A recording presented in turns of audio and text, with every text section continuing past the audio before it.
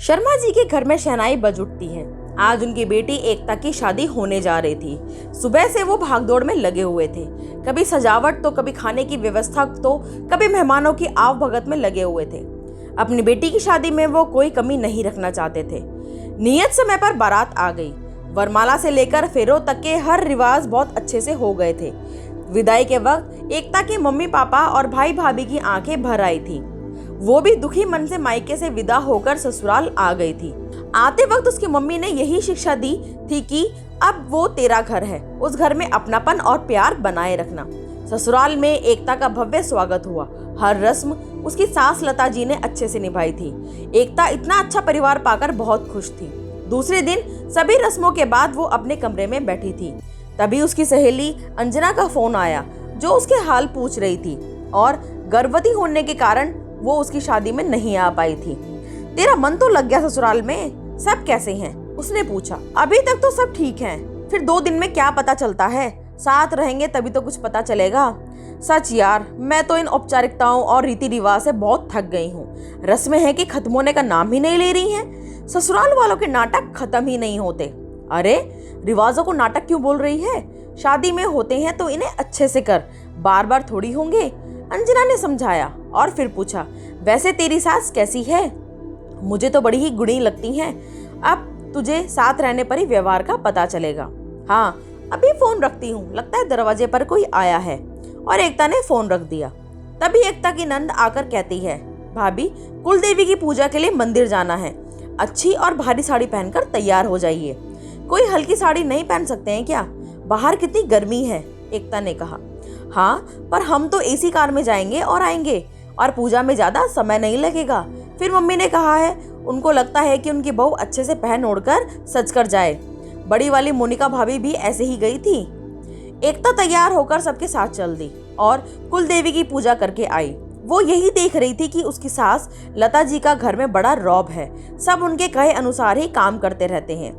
उनकी मर्जी से ही घर का काम होता है और सामान भी उन्हीं की देखरेख में इधर उधर हो रहा था। लता जी ने 2-3 दिन में ही अपनी बेटी और बहू को निर्देश देकर शादी वाला घर अच्छे से व्यवस्थित कर दिया था। कुछ दिनों बाद वो भी रसोई के कामों में लग गई। जब भी खाना बनाना होता था तो मोनिका भाभी उनसे क्या बनाना है ये पूछकर बनाती थी। तो एकता कहती थी कि हम क्या अपनी मर्जी से खाना भी नहीं बना सकते हैं? तो मोनिका समझाती थी, बना सकते हैं, पर मम्मी जी सालों से घर चला रही हैं, तो उन्हें पता है कि कब क्या बनना है, किसको क्या पसंद है, उनके अनुसार बना देती हूँ, तो मुझे भी तनाव नहीं रहता है। एक दिन लता जी भजन कीर्तन में गई थी और मोनिका बाजार, तो पीछे से एकता ने अपनी पसंद का शाम का खाना बना दिया। शाम के खाने में उड़द दाल देखकर सबने मना कर दिया। ये दाल तो बहुत हैवी होती है, रात को पचेगी ही नहीं, और आलू की सब्जी भी कोई रात को नहीं खाता है। ये सुनकर एकता का चेहरा उतर गया। तो लता जी ने कहा, बहू तुम्हें एक बार मुझसे पूछ लेना चाहिए था, या मेरे आने का इंतजार करना चाहिए था। ये घर मेरा है तो मेरे हिसाब से चलता है, मुझे ज्यादा पता है। ये सुनकर एकता मन ही मन गुस्सा हो गई। उस दिन उसे बहुत बुरा लगा। वो अपनी गलती मानने की बजाय अपनी ही सास को दोष दे रही थी कि आखिर उन्होंने ऐसे कैसे कह दिया। उसने अपने मम्मी को फोन लगाया और सारी बातें बताई, तो उन्होंने भी समझाया, एकता बुरा मानने वाली बात ही नहीं है, तेरी सास ठीक कह रही है, तू अभी उस परिवार के लिए नहीं है। अगर खाना सासू माँ से पूछकर बना लेगी तो छोटी नहीं हो जाएगी। पर एकता अपनी ही बात पर अड़ी रही। दूसरे दिन प्रेस वाले ने घंटी बजाई और एकता ने सारे कपड़े प्रेस को दे दिए। दोपहर को जब प्रेस वाला कपड़े देने आया तो लता जी इतना बिल देखकर परेशान हो गई। एकता, क्या तुमने सारे कपड़े दे दिए? प्रेस में वही कपड़े दिए जाते हैं जो घर पर प्रेस नहीं हो सकते, और तुमने चादर भी दे दी। ये जो फिजूल खर्ची हो गई।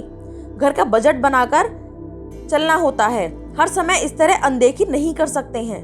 आगे से ऐसी गलती नहीं होनी चाहिए। तुम मोनिका से पूछ लेती, उसे तो घर की सभी बातें पता हैं। एकता मुंह बनाकर अपने कमरे में चली जाती है। उसे अपनी सास के दिशा निर्देश बिल्कुल भी अच्छे नहीं लगते और अब वो अपनी सास से चिढ़ने लगी थी, क्योंकि वो हर बात और हर काम पर उसको टोक देती थी। कुछ दिनों के बाद उसका मायके जाना होता है। वहाँ उसकी भाभी हर काम में अपनी मर्जी चलाती है। उसकी मम्मी कुछ भी कहती तो उल्टा ही करती थी। ये सब देखकर एकता को बड़ी हैरानी हो रही थी, क्योंकि उसकी भाभी पहले ऐसे नहीं थी और हर काम उसकी मम्मी से पूछकर ही करती थी। ये सब देखकर एकता को अपनी भाभी पर बहुत गुस्सा आ रहा था, पर वो उनसे कुछ कह नहीं सकती थी। मम्मी, ये भाभी ऐसी कैसी हो गई है? आपका जरा भी लिहाज नहीं करती है। आप कुछ कहते क्यों नहीं? ये कल की आई हुई अब आप पर हुक्म चला रही है। इन्हें जरा भी शर्म नहीं है।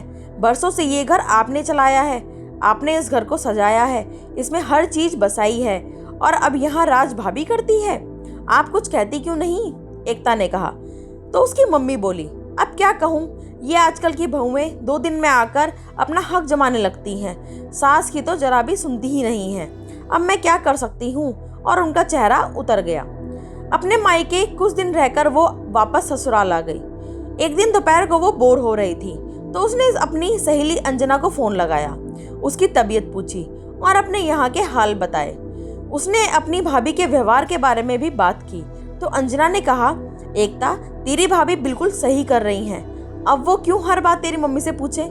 आखिर वो घर तेरी मम्मी का नहीं, तेरी भाभी का है, और तेरी मम्मी को अब भाभी के ही हिसाब से चलना होगा, तभी वो सुखी रह पाएंगी। अंजना की बात सुनकर एकता भड़क गई। ये तू क्या कह रही है? तेरा दिमाग तो खराब नहीं हो गया है? भाभी तो अभी 2 साल पहले आई है, और मम्मी 30 सालों से ये घर संभाल रही हैं। मम्मी ने मकान को घर बनाया है। तुझे तो पता है, जब मम्मी शादी होकर आई थी, हमारे घर में कुछ नहीं था। धीरे धीरे बचत करके एक एक सामान बसाया है। घर की रसोई की हर चीज बसाई है। वो ड्राइंग रूम का बड़ा सोफा देखा है? मम्मी ने उसके लिए 3 सालों तक बचत की, तब जाकर वो सोफा आया है। और भाभी ने उस दिन बोला, ये सोफा अच्छा नहीं है, अब तो नया लाएंगे। भाभी ने मम्मी का बहुत दिल दुखाया है। रसोई के पुराने बर्तनों और फर्नीचर को लेकर आजकल भाभी मम्मी को सुनाने लगी हैं। मम्मी ने अपना जीवन लगा दिया घर की एक एक चीज समेटने में, और भाभी को वो सब पुराना लगता है, पर उन्हें नहीं पता वो मम्मी के दिल में कितना जुड़ा हुआ है। मम्मी को सालों लग गए, और वो भाभी आते ही कहती है कि घर उनका है, मम्मी का नहीं। भाभी को मम्मी के बसाए घर की, मम्मी की और उन सभी अनमोल चीजों की जरा भी कदर नहीं है। और तू मेरी सहेली होकर मेरी भाभी का पक्ष ले रही है। मम्मी हमेशा अच्छा खाना बनाती है, हर तरह से सबकी पसंद का बनाती हैं, सबका ध्यान रखती हैं, और वहीं भाभी अपनी मर्जी से रोटी सब्जी बनाकर रख देती हैं, चाहे किसी को पसंद हो या नहीं हो। लेकिन अंजना, मुझे एक बात समझ में नहीं आती है। भाभी मेरी शादी के बाद कितना बदल गई हैं, पहले तो ऐसी नहीं थी। ये सुनते ही अंजना हंसने लगी। तुझे अभी तक भी पता नहीं लगा कि तेरी भाभी इतना क्यों बदल गई है? अरे, तेरी शादी जो हो गई है, तू भी तो वही व्यवहार कर रही है जो तेरी भाभी कर रही है। तुझे और आंटी को कितना बुरा लग रहा है, तू अपनी भाभी को कितना भला बुरा कह रही है। तू सोच, तेरी नंद और तेरी सास को भी कितना बुरा लगता होगा। तू अपनी मम्मी की जगह बस 2 मिनट अपनी सास को रख, और फिर सोच, क्या तेरी सास ने ये घर नहीं बसाया? एक एक चीज अपने हिसाब से नहीं बसाई होगी? बड़े सामानों के लिए उन्होंने बचत नहीं की होगी? वो भी तो बहू बनकर आई थी, धीरे धीरे सास बनी, और इस सफर के बीच उनकी अपनी दुनिया थी। उनका घर था, पति और बच्चे थे जो हमेशा उनके हिसाब से चल रहे थे। उनकी अपनी पसंद थी। इतने सालों की पसंद तुम चंद महीनों में बदलना चाह रही हो? ये क्या गलत नहीं है? अपनी सहेली अंजना के मुंह से ये बात सुनकर एकता का दिमाग चकरा गया। आखिर वो भी तो वही कर रही है जो उसकी भाभी कर रही हैं। भाभी भी अब मम्मी की बात नहीं मानती है और उसकी अपेक्षा करती है। घर में हर बात पर अपनी ही चलाने की कोशिश करती हैं। उसमें और भाभी के व्यवहार में तो कोई अंतर ही नहीं है। एकता को अब रह रहकर अपनी सभी गलतियां याद आने लगी। उसे अपने व्यवहार पर शर्मिंदगी महसूस होने लगी थी। उसने फोन रख दिया और फिर अपनी मम्मी को फोन लगाया। मम्मी, आपने और भाभी ने मुझे बहुत अच्छी सीख दी है। आप दोनों ने मिलकर मेरी आंखें खोल दी हैं। अगर आप चाहती तो मुझे समझा सकती थी, पर शायद मैं आपकी मानती ही नहीं और जिद पर अड़ी रहती। पर जब मैंने अपनी आंखों से भाभी को मेरे जैसा ही व्यवहार करते देखा तो मुझे आपके लिए बहुत ही बुरा लगा। आपने मेरे सभी सवालों का जवाब दे दिया और मेरे मन ही हर उलझन सुलझा दी।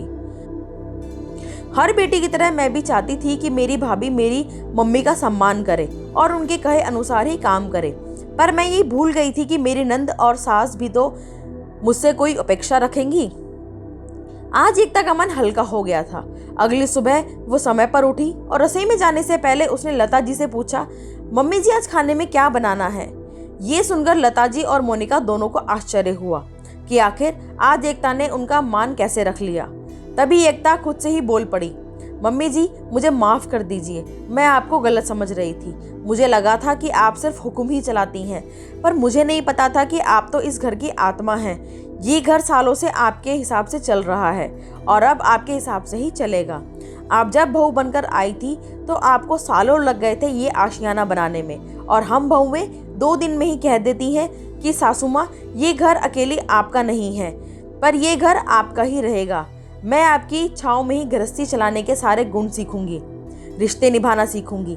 मोनिका भाभी तो समझ गई थी, पर मैं नहीं समझी थी कि घर के बुजुर्गों के निर्णय और उनके अनुभव ही एक घर को अच्छे से चलाते हैं। सासू माँ, ये घर आपका ही रहेगा। मैं बहू होकर ये भूल गई थी कि इस घर के लिए आपने दिन रात एक किए होंगे, कितने समझौते किए होंगे, सुख दुख का समय निकाला होगा। अपने बच्चों को जन्म देने से लेकर उन्हें पालने तक, फिर पांवों पर खड़ा करके उनका ब्याह किया होगा। वो क्या इसलिए कि बहू आते ही आपसे अपना घर छीन ले? अब ऐसा नहीं होगा। मुझे अपने गलत व्यवहार के लिए माफ़ कर दीजिए। ये सुनकर लता जी चकित रह गई कि बहू में अचानक इतनी समझदारी कैसे आ गई। फिर उनकी अनुभवी आंखें पहचान गई कि जरूर ये बहू की माँ की शिक्षा है जो उन्होंने अपनी बेटी को दी है ताकि उसका घर बना रहे। लता जी ने अपनी समधन जी को फ़ोन लगाया और कहा, आपने अपनी बेटी को जो शिक्षा और संस्कार दिए हैं, काश वो हर माँ अपनी बेटी को दे तो हर सास का बुढ़ापा सुधर जाए। एकता भी अपनी मम्मी की तारीफ सुनकर खिल गई। पाठकों, सिर्फ कहने मात्र से ही कोई घर अपना नहीं हो जाता है। उस घर को अपना बनाने के लिए उसमें अपना समय और जीवन देना पड़ता है। हर सास बनने से पहले बहू होती है और सालों की मेहनत के बाद उसका अपना घर अपना कहलाता है। आपको कहानी कैसी लगी? आप भी अपने विचारों से मुझे अवगत कराएं और हमें कमेंट करके ज़रूर बताएं आपको कहानी कैसी लगी और आप इस कहानी से क्या सीखे। तो एक बार फिर मिलेंगे नई वीडियो में नई कहानी के साथ। तब तक के लिए राधे राधे।